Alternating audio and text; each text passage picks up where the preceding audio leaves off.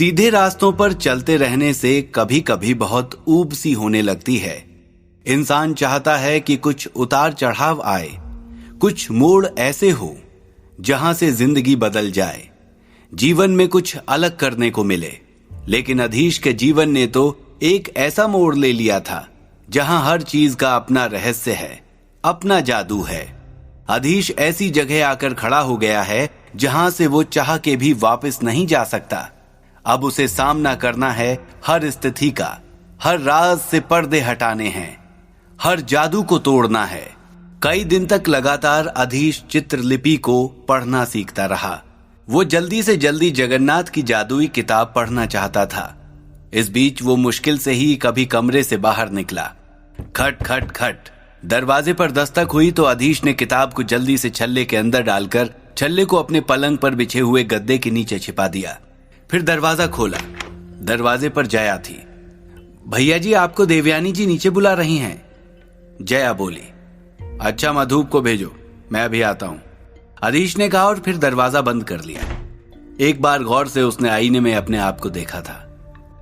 कई दिनों से ना तो उसने ठीक से नहाया था, ना ही अपने शरीर पर ध्यान दिया था। उसकी आंखों के आसपास काले घेरे पड़ गए थे, जो रात रात भर जाकर किताब पढ़ते रहने के कारण हुए थे। थोड़ी ही देर में मधुप उसके कमरे में था। आपने याद किया भैया जी? मधुप बोला। हाँ, मैंने तुमसे एक काम करने को कहा था। क्या हुआ उसका? अधीश ने पूछा। आज सुबह ही अवंतीपुर के सभी सैनिक वापस लौट गए हैं, वो बोला।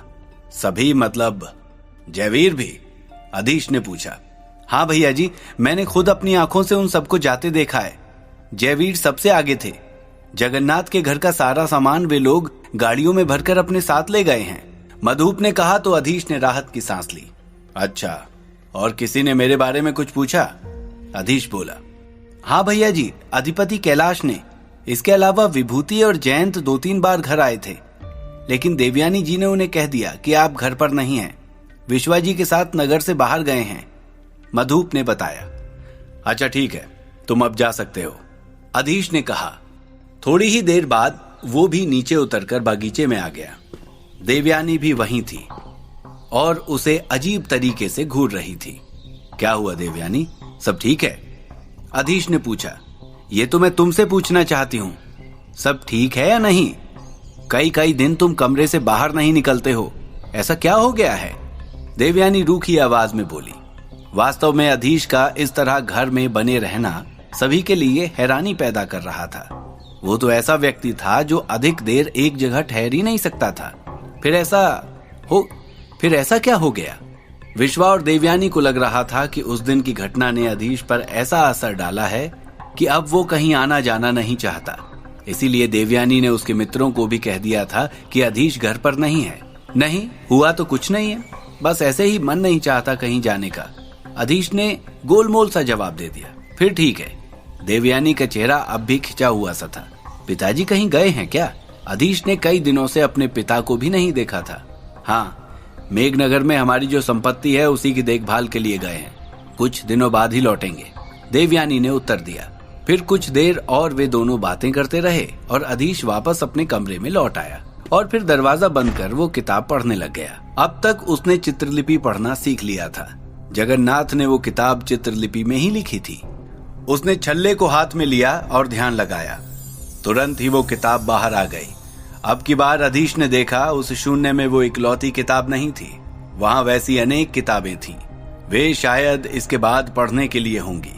एक एक चित्र जोड़कर अधीश ने जल्द ही वो किताब पूरी कर ली। इन दिनों उसने अपने कड़े पर ध्यान देना और मंत्रों का अभ्यास करना बिल्कुल छोड़ रखा था।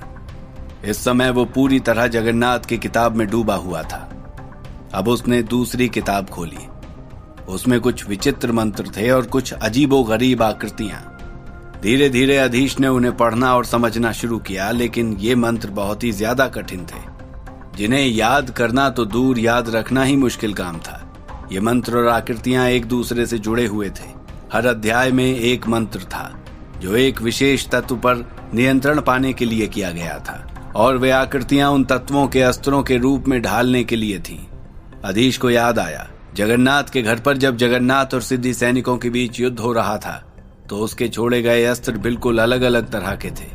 वे भी अग्नि, वायु और प्रकाश आदि के अस्त्र थे, लेकिन वैसे नहीं जैसे अन्य सिद्धि धारकों के होते हैं। अब अधीश को कुछ कुछ समझ में आ रहा था। यहाँ ज्यादातर सिद्धि धारक वे थे जिन्हें जन्म से ही किसी न किसी तरह के तत्व पर नियंत्रण प्राप्त था, और जिनके पास सिद्धियां नहीं थी उनको कमतर और कमजोर माना जाता था। इसलिए भी अधिपति कैलाश का जोर अधिक से अधिक अभ्यास पर होता था, लेकिन यहाँ वे चूक कर रहे थे। तत्व सिद्धि कोई ऐसी चीज नहीं थी जिसे सिर्फ लगन और कठोर अभ्यास से प्राप्त कर लिया जाए।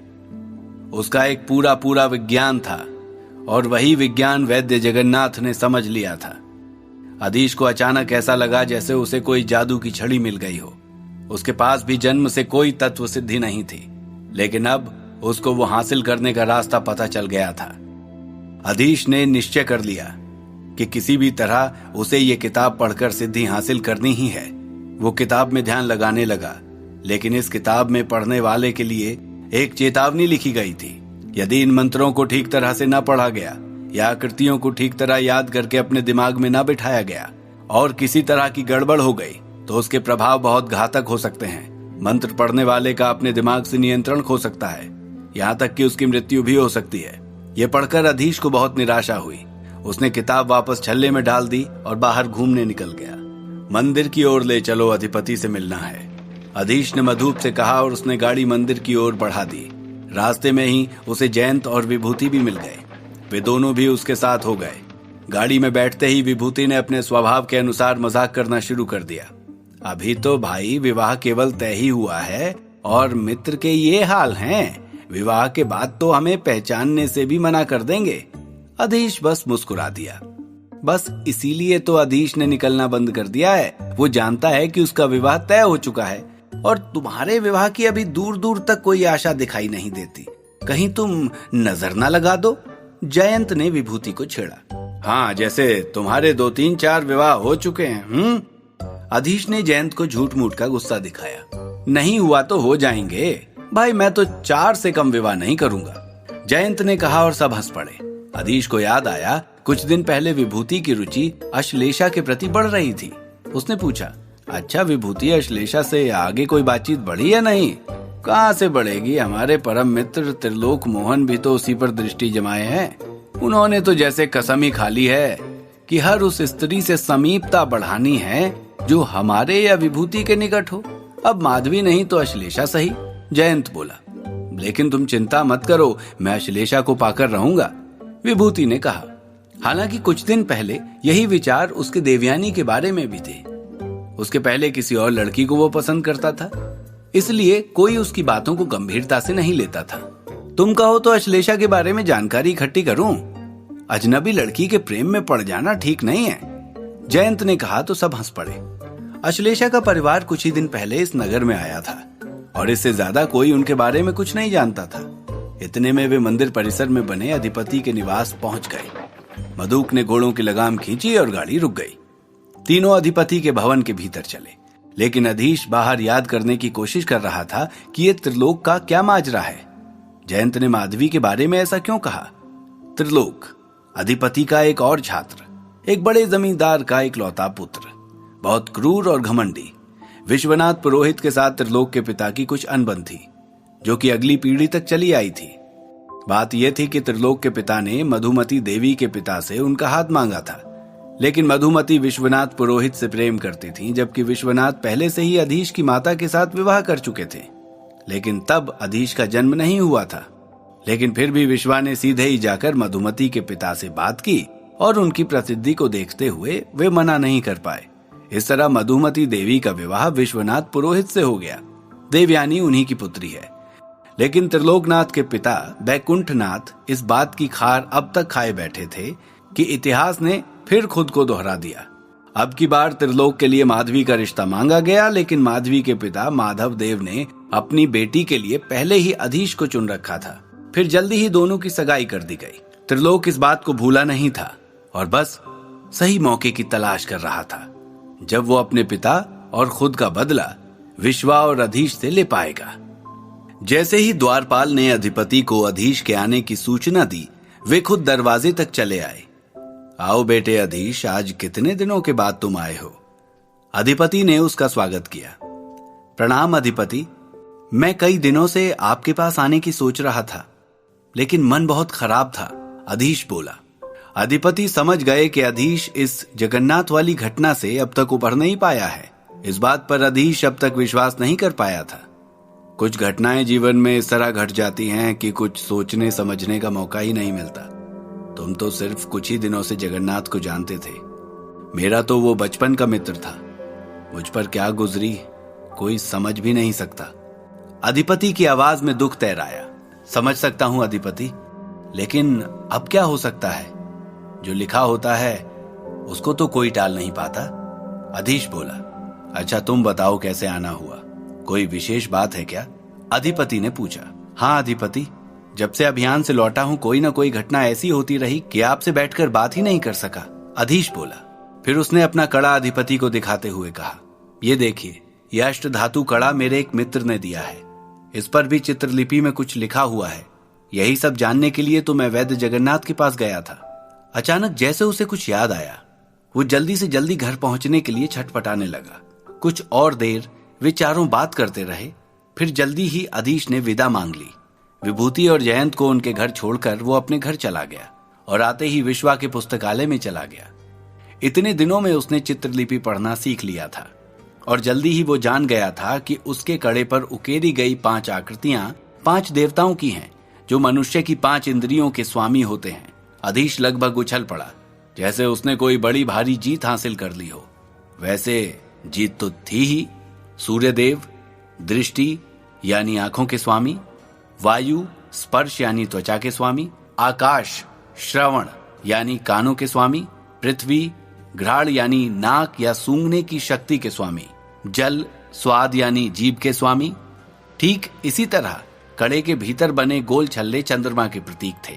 चंद्रमा जो मन का स्वामी होता है और मन ही है जो अन्य बाहरी इंद्रियों पर नियंत्रण रखता है, उन्हें अपने अनुसार चलाता है।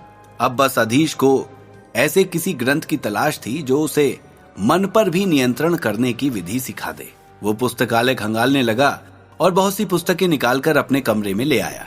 अब उसकी खोज 2 दिशाओं में बढ़ चुकी थी। एक ओर वो मन को नियंत्रित कर उसकी शक्ति बढ़ाना चाहता था, तो दूसरी ओर जगन्नाथ की किताब के मंत्रों और आकृतियों को अपने दिमाग में छाप लेना चाहता था। लेकिन आगे जाकर ये दोनों रास्ते एक ही स्थान पर जाकर जुड़ जाते थे। अब अधीश ने अपने लिए कुछ नियम बनाए। नियम से रोज सुबह अधिपति के पास जाकर योग और प्राणायाम की शिक्षा लेता। योग यानी अपने आप को परम शक्ति से जोड़ना और प्राणायाम इंद्रियों को तेज करने का अभ्यास।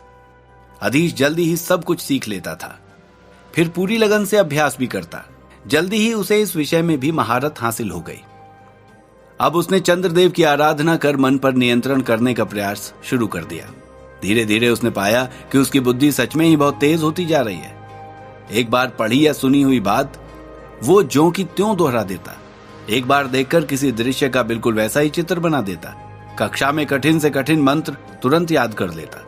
एक लंबे अभ्यास के बाद आखिरकार वो दिन आ ही गया जब वो जगन्नाथ की लिखी दूसरी किताब के मंत्रों और आकृतियों को अच्छी तरह पढ़ सकता था और याद भी कर सकता था।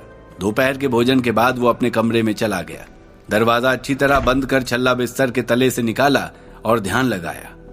पल भर में ही वो किताब उसके हाथ में आ गई। अधीश ने पहला पाठ निकाला। वो अग्नि तत्व की सिद्धि और उसके अस्त्रों के बारे में था। अस्त्रों की शक्ति के हिसाब से उनकी विभिन्न आकृतियां बनी हुई थी। अधीश ने सबसे सरल आकृति को सबसे पहले सीखने का निश्चय किया, लेकिन चेतावनी, यदि वो असफल हुआ तो हो सकता है कि अपने प्राणों से हाथ धो बैठे। क्या अधीश उस किताब को पढ़कर कोई भूल कर रहा है? जानने के लिए सुनते रहिए द मैजिशियंस सीक्रेट, सिर्फ और सिर्फ पॉकेट FM पर।